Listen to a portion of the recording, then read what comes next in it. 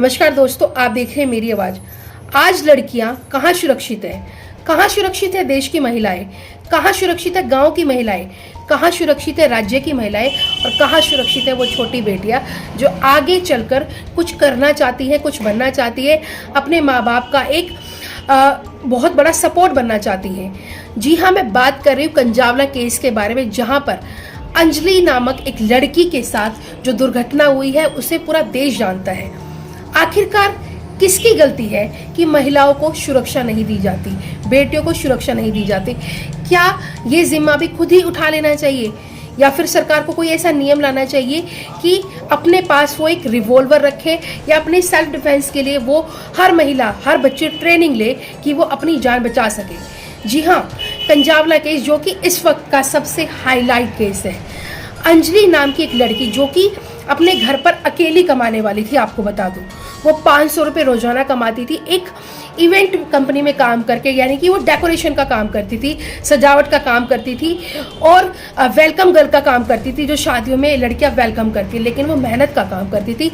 उसके बाद भी 5 ऐसे लोगों ने उसके साथ जो हरकत की है, उसका एक्सीडेंट बाय प्लान किया गया है या फिर एक सोची समझी साजिश है, इस बात का पता पुलिस अब तक नहीं लगा पाई। जी हाँ, मैं बात कर रही हूँ दिल्ली पुलिस की। दिल्ली पुलिस की मैं बात कर रही हूँ, जो कि केंद्र सरकार के अंडर में आती है। अभी तक 31 दिसंबर की रात को ये हादसा हुआ है और आज 3 जनवरी है, लेकिन पुलिस के हाथ क्या लगा? पुलिस के हाथ अब तक ये क्लियर नहीं हो पाया कि आखिरकार लड़की के साथ क्या हुआ था।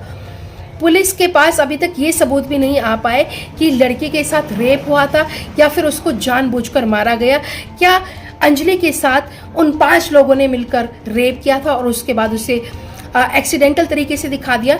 ये एक जांच का विषय है, इसमें हम भी अभी कुछ नहीं बोल सकते, लेकिन बीबीसी की एक रिपोर्ट के माध्यम से मैं आपको डिटेल में बताऊंगी कि अंजलि का बैकग्राउंड क्या था और वो जो 5 लोग जिनको पुलिस ने दिल्ली पुलिस ने हालांकि गिरफ्तार कर लिया है, लेकिन अभी तक ये पूरी तरीके से साफ नहीं हो पाया कि आखिरकार उस पूरी रात में हुआ क्या था।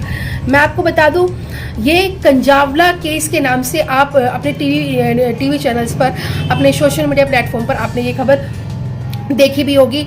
और आपको बता दूं, ये जो मामला है ये दिल्ली के सुल्तानपुरी थाने का मामला है और सुल्तानपुरी थाना इस मामले की पूरी जांच पड़ताल कर रहा है। और जो 5 लोग जो गिरफ्तार किए, यानी कि जिसकी कार से एक्सीडेंट हुआ था उस लड़की की स्कूटी का, आपको मैं बता दूं पूरी डिटेल में। वो लड़की अपना रात का काम करके अपने घर वापस आ रही थी, सुल्तानपुरी की रहने वाली वो लड़की थी। और जो लोग, जिस गाड़ी से एक्सीडेंट हुआ, वो जो लोग थे वो भी सुल्तानपुरी के ही रहने वाले थे। और दोनों के आरोपी के घर का रास्ता और जो लड़की जिसका एक्सीडेंट हो गया है, जिसका बताया जा रहा है कि एक्सीडेंट हो गया है गाड़ी से, क्योंकि उन 5 लड़कों ने ड्रिंक की हुई थी, नशा किया हुआ था। तो पुलिस ने हिट एंड रन का ये केस बनाया हुआ है, लेकिन अभी वो हिट एंड रन का केस कैसे बना सकते हैं जब तक पूरी तरीके से मेडिकल जो रिपोर्ट है वो सामने नहीं आ जाती? एक बहुत बड़ी बात है। दिल्ली पुलिस पर भी सवाल उठ रहे हैं। आपको बता दूं, जो 5 आरोपी है, जो गाड़ी शख्स चला रहा था और 4 लोग जो और थे उसमें एक शख्स जो है वो भारतीय जनता पार्टी से जुड़ा हुआ है। अब आप देख सकते हैं कि जिसका कनेक्शन भारतीय जनता पार्टी से जुड़ा है, तो क्या पुलिस बचाने की कहीं ना कहीं कोशिश कर रही है? ये सवाल मैं नहीं, पूरा जो दिल्ली और सुल्तानपुरी के लोग हैं वो ये सवाल कर रहे हैं। और हालांकि उन्होंने उस शख्स के जो पोस्टर लगे हुए थे भाजपा पार्टी के, वो भी आक्रोश में आकर फाड़ दिए। आपको मैं एक बार पूरी डिटेल में बताऊंगी और मैं चाहूंगी वीडियो के माध्यम से ये आवाज़ पहुंचनी चाहिए सरकार तक, प्रशासन तक, पुलिस तक, कि आखिरकार लड़कियों के साथ ये कब तक चलेगा। उस रात को मैं आपको बता दूं, 8:29 पर लड़की की माँ ने लड़की को फ़ोन किया था कि बेटी तू कहाँ पर है और कब तक घर आएगी? तो लड़की ने जवाब दिया कि मुझे थोड़ी देर हो जाएगी अपनी माँ को, लेकिन वो रात भर नहीं आ पाई।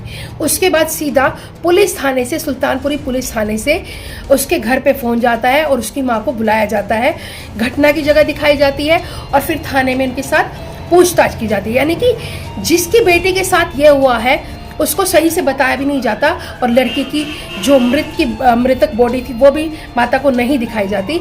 और आज तीसरा दिन इस घटना को हो गया है और लड़की की जो माँ है उसका ये कहना है कि पुलिस जो है वो सही तरीके से जांच नहीं कर रही है। और सुल्तानपुरी के जो लोग हैं, मैं आपको बता दूं, उनको भी कहीं ना कहीं पुलिस पर पूरा डाउट है कि वो सही जांच नहीं कर रही है। अभी जो है ये केस जो दर्ज हुआ है, हिट एंड रन का केस दर्ज किया गया है, लेकिन पुलिस ने लड़की की मां को ये दिलासा दिया है कि जैसे ही मेडिकल रिपोर्ट आ जाएंगी सामने, अगर लड़की के साथ रेप जैसा कुछ भी घटना हुई तो ये धाराएं भी जोड़ दी जाएंगी। लेकिन आपको बता दूं, जैसे जैसे पुलिस के हाथ कुछ लगता जा रहा है, पुलिस उसको सामने लेके आई है। आज पुलिस के हाथ लगा है कि उस दिन जो लड़की स्कूटी से घर वापस आ रही थी तो उनके साथ एक लड़की और थी जो काम करती थी, लेकिन वो घटना से पहले ही उतर गई थी। तो क्या ये एक सोची समझी प्लानिंग के तहत हुआ है? जब पता चला है कि उन 5 आरोपियों का और जो लड़की अंजलि उसका कनेक्शन क्या है, ये बात कब सामने आएगी ये देखना होगा।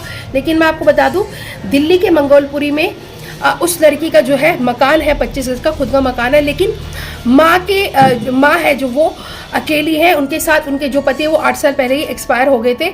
अब देखना ये होगा कि अब घर में कमाने वाली अकेली लड़की थी और उसके साथ ये जो निर्मम कांड हो गया है उसको इंसाफ दिला पाएगी उसकी माँ, क्योंकि उनके घर में और कोई कमाने वाला भी नहीं है। तो सबसे बड़ा सवाल ये है कि जो 5 आरोपी पकड़े गए उसमें भारतीय जनता पार्टी का जो शख्स है, क्या उसकी वजह से केस को दबाने की कोशिश करें, यानी कि बीजेपी नहीं चाहती है कि उसको सजा मिले, या कहीं ना कहीं अपनी छवि बचाने की कोशिश कर रही है? क्या पुलिस प्रशासन पर विश्वास कर पाएगी उसकी माँ, क्योंकि माँ के पीछे कोई ऐसा बैकग्राउंड नहीं है, एक बहुत ही मिडिल क्लास उससे भी छोटी फैमिली है जो अपने घर का खर्चा चलाने के लिए वो लड़की काम करी थी और कोई घर में कमाने वाला भी नहीं है।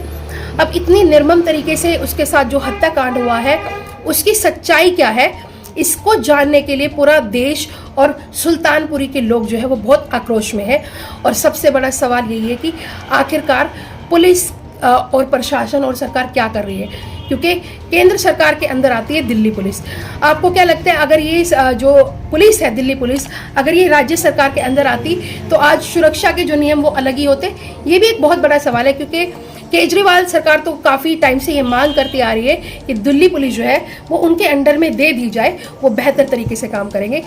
लेकिन आप कमेंट करके ज़रूर बताएं कि आखिरकार लड़कियां अपनी सुरक्षा के लिए करे क्या।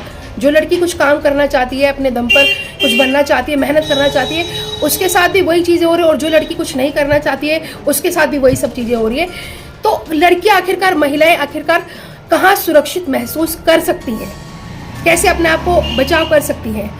अगर लड़की मेहनती भी होगी, फिर उसके कैरेक्टर असैसिनेशन किया जाएगा, तो लड़की आखिरकार अपने आप को कब तक प्रूव करेगी? लेकिन इस केस जो कंजावला केस है बहुत हाईलाइट ही है, लेकिन मैं चाहती हूँ कि जो लोग ये वीडियो देख रहे हैं वो कमेंट करें और अंजलि के लिए, इंसाफ के लिए मांग लगाए। और आपकी कमेंट रुकने नहीं चाहिए, क्योंकि पुलिस की सच्चाई भी सामने आएगी और साथ ही साथ वो 5 आरोपियों ने क्या एक प्लानिंग के तहत कोई पुरानी दुश्मनी, कोई पुरानी रंजिश या कुछ और कोई बात, किसी ईगो में आकर लड़की के साथ इस तरीके से जो उसको मारा है, उसकी हत्या की है, ये सच्चाई आने सामना बहुत ज़रूरी है, ताकि लड़कियां बेखौफ होकर काम तो कर सके। क्या लड़कियों का भी कोई टाइमिंग फिक्स होना चाहिए, क्योंकि लड़की को उस वक्त रात को देर भी हो गई थी?